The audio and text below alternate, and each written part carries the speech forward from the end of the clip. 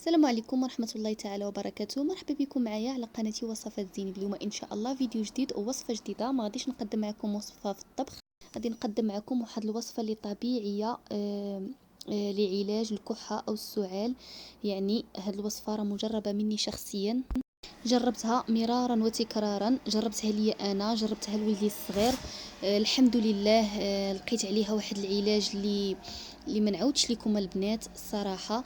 هاد الوصفه كتصلح الوليدات الصغار من عام والفوق، وكتصلح حتى المرضعات، كتصلح الحوامل. يعني راها وصفه طبيعيه غير مضره. بالنسبة لهاد الوصفة الطبيعية الفعالة للعلاج ديالها مضمون 100%. ما كتحتاج لينا لا مقادير بزاف، لا المهم غير مكلفة وموجودة في أي بيت، وبالأخص في هاد الوقت هذا كتكون موجودة بزاف، وهي اللفت الأبيض. راه موجود في هاد الوقت بزاف وكيكون طري وفيه الماء بزاف.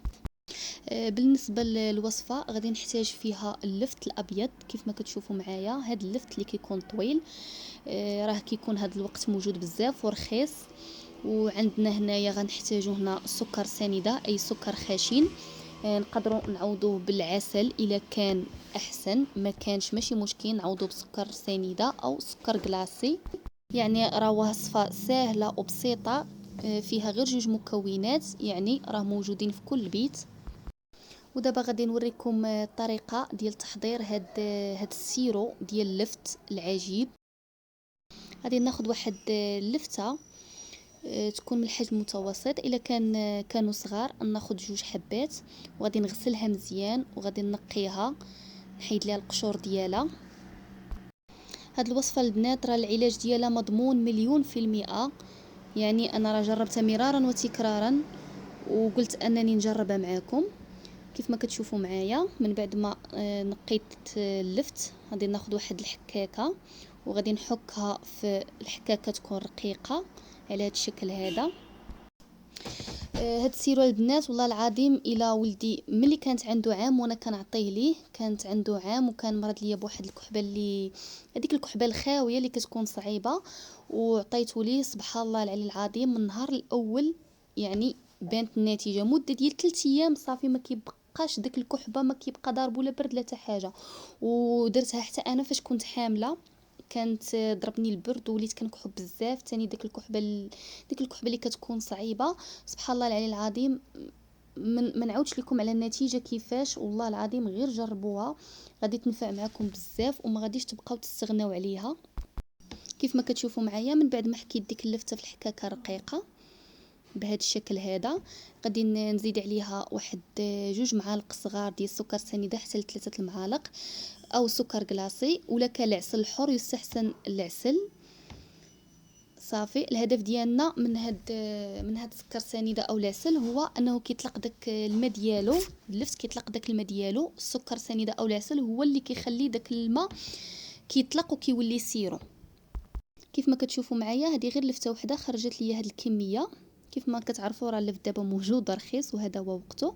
وغادي ناخذ واحد الاناء زجاجي، من الاحسن يكون اناء ديال الزاج، وغادي نوضع فيه داك اللفت اللي درته مع سكر سنيده، وغادي نغلق عليه ونخليه مده ديال ساعتين او 3. من الاحسن انكم تخليوه يبات ليله كامله، كيعطي داك السيرو ديالو مزيان وكيعطي يعني كيطلق السيرو مزيان وكيطلق دوك الفوائد ديالو. هاد الوصفه البنات راه ديروها كل نهار، من الاحسن تعملوها كل نهار، لان كيف ما كتعرفوا اللفت راه موجود ورخيص. صافي من بعد ما خليتها انا ليله كامله كيولي على هاد الشكل هذا. كيف كتشوفوا ها هو طلق ليا داك الماء ديالو ولا على شكل سيرو. هاد الماء هذا او السيرو هو الهدف ديالنا من هاد اللفت، هو هذا كيف ما كتشوفوا معايا. بالنسبه لطريقه الاستعمال ديالو، هو كناخذوا معلقه كبيره في الصباح قبل الفطور، معلقه كبيره مع الغداء قبل الغداء، ومعلقه قبل العشاء في الليل. بالنسبه للوليدات الصغار تعطيهم حتى هما معلقه صغيره في 3 ديال الوجبات. صدقوني راه خطيره هاد الوصفه وفعاله وغادي تشكروني عليها. وهاد الوصفه مده ديال 3 ايام غادي تبان لكم النتيجه، غادي تبدا تمشي لكم ديك الكحبه وغادي يبان لكم الفرق كبير. هاد الوصفه البنات انا دارتها ليا ماما، كنت حامله وكان جاتني واحد الكحبه اللي صعيبه بزاف، ودارتها ليا من النهار الاول بان ليا الفرق، وتبعتها مده ديال 3 ايام صافي صحيت بمره. وجربتها حتى لولدي الصغير ملي كانت عنده عام، ودرتها ليه حتى هاد الايامات، درتها ليه حتى لهاد الايام، راه كان مريض بزاف وصراحه درتها ليه هي اللي نفعتني فيه. وقلت علاش ما نجربهاش معاكم ونشاركها معاكم باش تعم الفائده. كيف ما قلت لكم راه وصفه يعني غير مكلفه وغير مضره، وكتصلح حتى الوليدات الصغار، الحوامل، الكبار، كل شيء، يعني ما عندكم مناش تخافوا منا. مهمه البنات جربوها وغادي تنفعكم عن تجربه. كنتمنى نكون فدتكم. شكرا على المتابعه، وبارطاجيو هذا الفيديو باش يعم الفائده، وشاركوه مع الاهل والاصدقاء. الى اللقاء، الى فيديو قادم ان شاء الله مع وصفه جديده وفيديو جديد. الى اللقاء.